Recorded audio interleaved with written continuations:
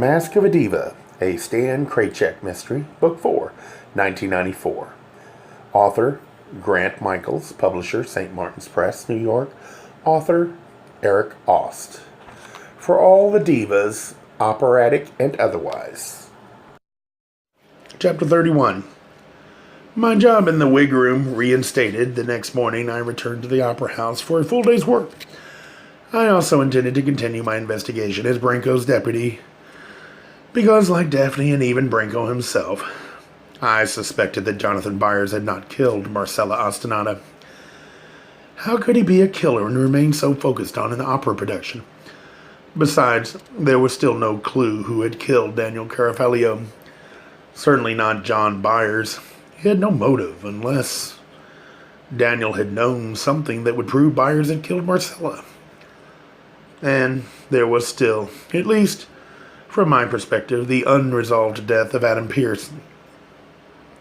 It was more likely that Jonathan Byers was unwittingly involved in someone else's morbid real-life opera, playing some unidentifiable role, but he was hardly the central character in that opera.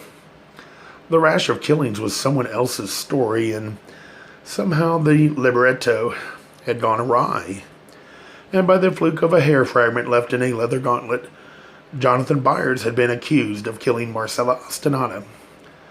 The rehearsal schedule posted inside the stage door that morning read OCA+, which meant a staged run-through with orchestra, chorus, principal artist, and others, including scenery, props, but only some costumes and none of the lighting.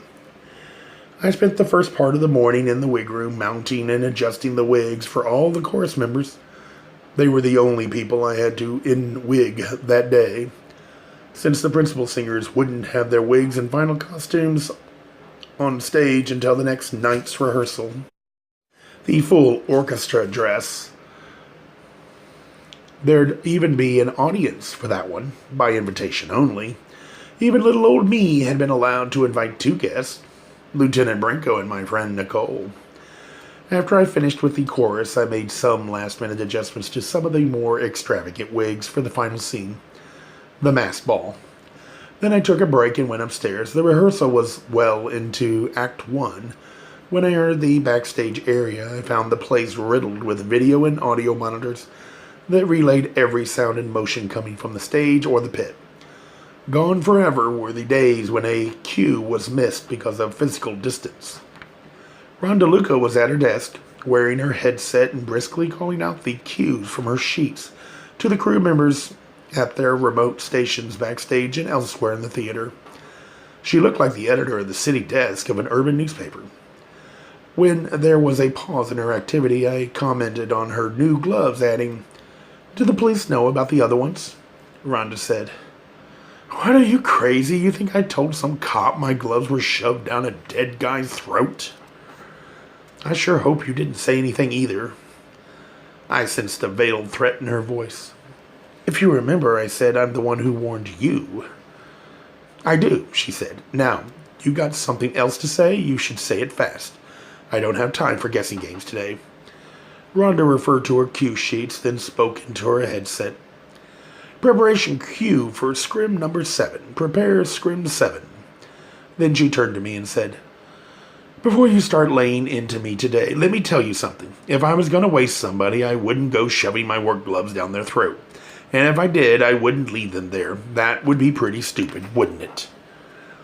"So, as far as I'm concerned, the cops found the guy who did it, and they arrested him. The case is closed." Rhonda spoke into the headset again. "Ready cue for scrim number 7. Ready scrim 7. I said, "But John Byers is out on bail, Rhonda. How do you feel about that?" "Feel about it? What are you, some kind of shrink?" "I almost was once, but doesn't it bother you that a killer is back at work here in the Opera House?" "No, as a matter of fact, it doesn't."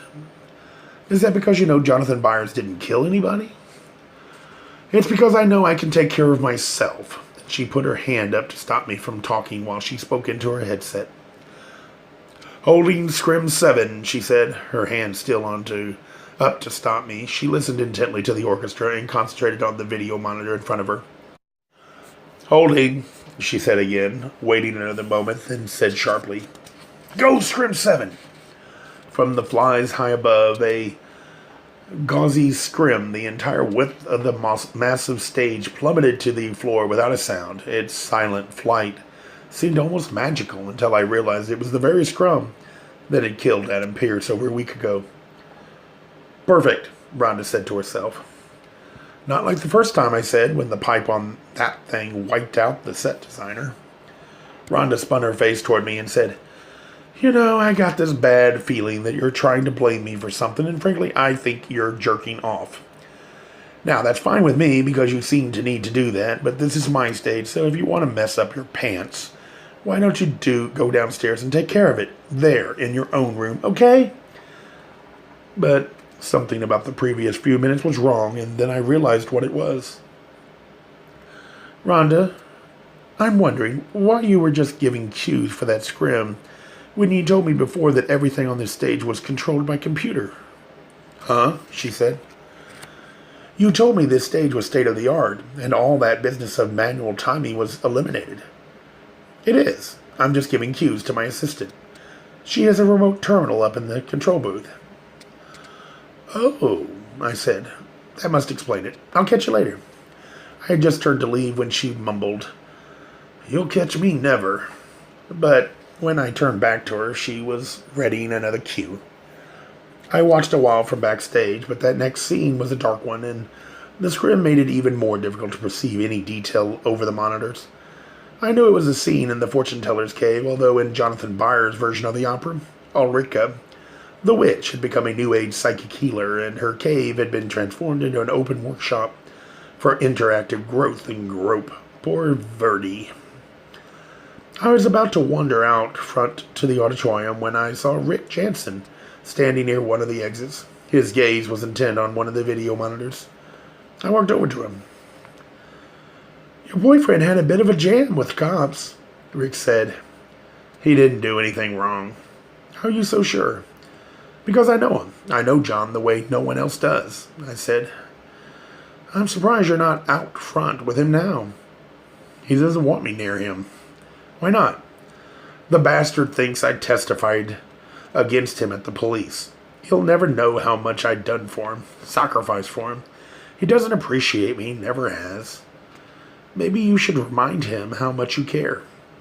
Rick snorted and said, "It's obvious you don't know him at all." Then he gave me an uneasy look and said, "You've never done leather sex, have you?" "Not at the Olympic level," I said. "I didn't think so. It doesn't show in your eyes. You only play at it. You never did it for real. You never went to that place." "What place?" "That place where your mind and body connect during sex, and when you get there, you find out what you're really made of, what you really want, where your limits are. It's not the kind of sex typical people have. That vanilla stuff from the movies. Leather sex is what sex was meant to be, but very few people know how to handle it."